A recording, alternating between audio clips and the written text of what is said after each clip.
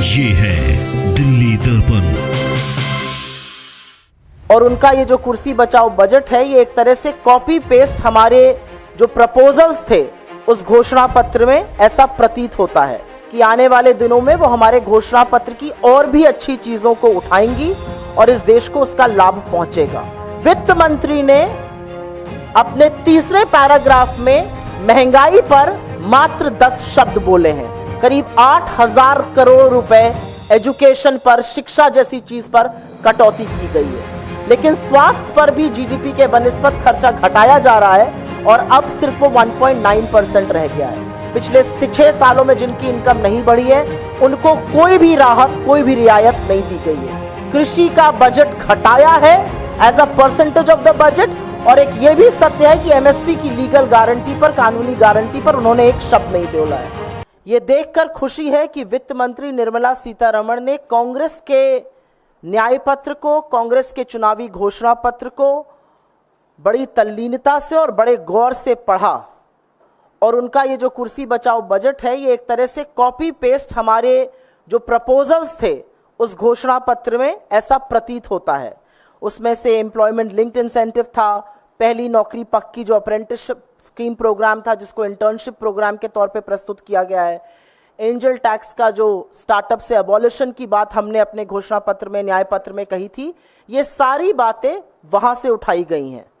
हमारी आशा और विश्वास है कि आने वाले दिनों में वो हमारे घोषणा पत्र की और भी अच्छी चीजों को उठाएंगी और इस देश को उसका लाभ पहुंचेगा।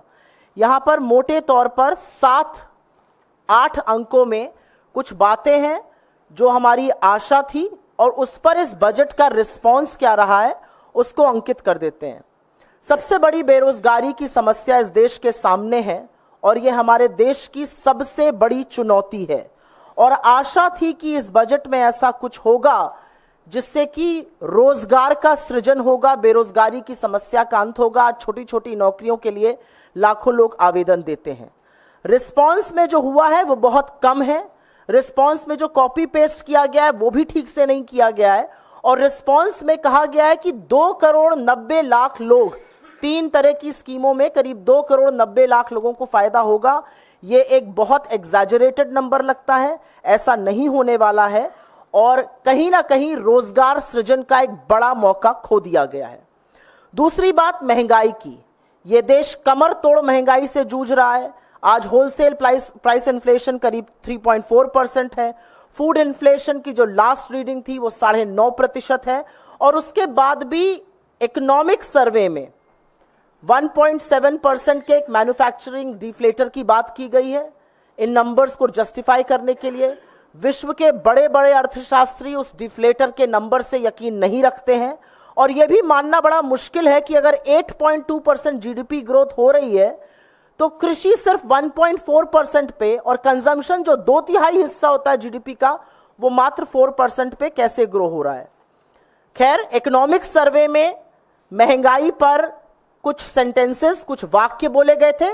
वित्त मंत्री ने अपने तीसरे पैराग्राफ में महंगाई पर मात्र 10 शब्द बोले हैं। तो महंगाई को खत्म करने की, आम आदमी को राहत दिलाने की, जरूरी सामानों पर टैक्स को कम करने की कोई राहत कहीं दिखाई इस बजट में नहीं दी है। तीसरा जिस पर हम बात करना चाहते हैं वो शिक्षा है, और यह सच है कि शिक्षा का बड़े तौर पर गुणवत्ता उसमें कम है। आज बच्चे अपनी क्लास के हिसाब से, आधे से ज्यादा बच्चे अपनी क्लास के हिसाब से, जिस क्लास में वो हैं उस तरह का ना टेक्स्ट पढ़ सकते हैं, ना उस तरह की मैथ कर सकते हैं, ना उस तरह का गणित कर सकते हैं, और यह भी माना जाता है कि उस तरह की स्किल नहीं है। तो शिक्षा पर कहीं ना कहीं ध्यान देना जरूरी था। एक और बात, और यह बहुत बड़ी बात, आज की तारीख में यह बहुत गर्म मुद्दा है, यह बहुत बड़ा मुद्दा है, और वो मुद्दा नीट का है। नीट की परीक्षा जिस तरह से लीक हुई, नीट वो परीक्षा है जो स्कूल के शिक्षा के बाद होती है, 12वीं के तुरंत बाद की परीक्षा है, और आशा थी कि इस पर बजट में कुछ ना कुछ अंकित किया जाएगा। लेकिन नीट पर एक शब्द नहीं बोला वित्त मंत्री ने। स्कूल एजुकेशन का यह हाल है कि लगातार बजट के बनिस्बत स्कूल एजुकेशन के बजट को घटाया जा रहा है, और पिछले बार के बजट में 1,16,417 करोड़ रुपए खर्च करने की बात थी, लेकिन जो अनुमानित जो रिवाइज्ड हुए हैं फिगर्स, उसमें वो 1,08,868 रुपए खर्चा हुआ है। करीब 8,000 करोड़ रुपए एजुकेशन पर, शिक्षा जैसी चीज पर कटौती की गई है। चौथा पॉइंट हेल्थ केयर, स्वास्थ्य का है, और यह सर्वविदित है, सबको पता है कि पब्लिक हेल्थ केयर का बुरा हाल है, सरकारी अस्पतालों का बुरा हाल है, डॉक्टर की, नर्सेस की, टेक्नीशियंस की कमी तो है ही, जांच की मशीनों की, डायग्नोस्टिक्स की भारी कमी है। और यह माना जा रहा था कि हेल्थ पर, स्वास्थ्य पर खर्चा ज्यादा किया जाएगा, लेकिन स्वास्थ्य पर भी जीडीपी के बनिस्बत खर्चा घटाया जा रहा है और अब सिर्फ वो 1.9% रह गया है। और सुनने की बात यह भी है कि पिछली बार का जो बजटेड अमाउंट था वो 88,956 करोड़ था, खर्च 80,000 करोड़ से कम किया गया, 8,000 करोड़ की से ज्यादा की इसमें भी कटौती की गई। पांचवा जरूरी पॉइंट है कि आय जो थमसी गई है, जो वेज बिल थमसे गए, जो लोगों की इनकम और आय बढ़ नहीं रही है, लगभग 6 साल से लोगों की इनकम एक जैसी प्रतीत हो रही है। वर्ष 2017 से 18, वित्तीय वर्ष 18 से 23 के बीच में जो स्वरोजगार पाते हैं वो 12,800 रुपए कमाते हैं प्रति माह, जो दिहाड़ी मजदूर हैं वो करीब करीब 7,400 कमाते हैं, और जो मजदूर हैं वो 19,750 कमाते हैं। हमारी हमेशा से डिमांड रही है, हमारे मैनिफेस्टो में रहा है कि 400 प्रतिदिन की न्यूनतम आय हर श्रेणी की होनी चाहिए। इस श्रेणी की जो आय है, मजदूरों की जो आय है, वो 400 रुपए प्रतिदिन पर फिक्स किया जाए, ये हमने अपने घोषणा पत्र में डाला था। लेकिन असलियत यह है कि 0 से 20% टैक्स ब्रैकेट के अलावा किसी भी टैक्स देने वाले को कोई राहत नहीं है, और खास तौर से दिहाड़ी मजदूर, वो लोग जो शायद टैक्स ब्रैकेट में नहीं आते हैं, जो गरीब और गुर्बत से जूझ रहे हैं, पिछले 6 सालों में जिनकी इनकम नहीं बढ़ी है, उनको कोई भी राहत, कोई भी रियायत नहीं दी गई है। छठा बड़ा पॉइंट, और ये कृषि को लेकर है। हमारे देश की 65-70% लोग कृषि से संबंध रखते हैं।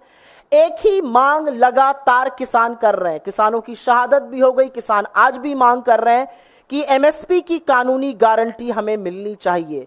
इस कानूनी गारंटी का उल्लेख उस घोषणा पत्र में भी है कांग्रेस के, जिससे कॉपी पेस्ट करने का तमाम काम वित्त मंत्री ने किया है।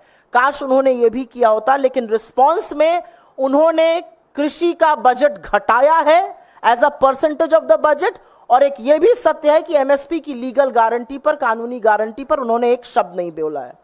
सातवीं बड़ी बात, एजुकेशन लोन्स को लेकर कहा गया, और क्योंकि इतनी ज्यादा बेरोजगारी है, लोगों की आय कम है, महंगाई ज्यादा है, जो एजुकेशन लोन लिए गए थे, हमारी ये मांग थी, हमारे घोषणा पत्र में भी हमने अंकित किया था कि एक बार जो आउटस्टैंडिंग एजुकेशन लोन्स हैं उनको माफ कर दिया जाए। लेकिन ऐसा नहीं हुआ, और रिस्पांस में एजुकेशन लोन देने की बात हुई, लेकिन जो एजुकेशन लोग लेकर आज जूझ रहे हैं उस एजुकेशन लोन को चुकाने में, क्योंकि उनको नौकरियां नहीं मिली हैं, उनके परिवार की आय कम हो गई है, वो महंगाई से जूझ रहे हैं, उसके बारे में कुछ नहीं किया गया, और वो जरूर इससे निराश होंगे। अंत में एक बहुत ज्वलंत और बहुत बड़ा मुद्दा इस समय अग्निपथ स्कीम को लेकर है। लगातार हम देख रहे हैं कि सेना उसका विरोध कर रही है, लगातार शहीद परिवार उसका विरोध कर रहे हैं। दो तरह की भ्रांति करने का, दोयम दर्जा सेना के एक वर्ग को देने का विरोध किया जा रहा है, और हमारी शुरू से मांग ये रही है, हमारी मैनिफेस्टो में था कि अग्निपथ स्कीम को विड्रॉ किया जाए, लेकिन अग्निपथ स्कीम पर भी एक शब्द नहीं था, उसको खत्म करने का, उसको विड्रॉ करने के बारे में भी कोई उल्लेख नहीं था। लेटेस्ट खबरों के लिए सब्सक्राइब करें हमारा YouTube चैनल या फिर लॉग ऑन करें www.delhidarpantv.com। खबरों की कवरेज और विज्ञापनों के लिए संपर्क करें।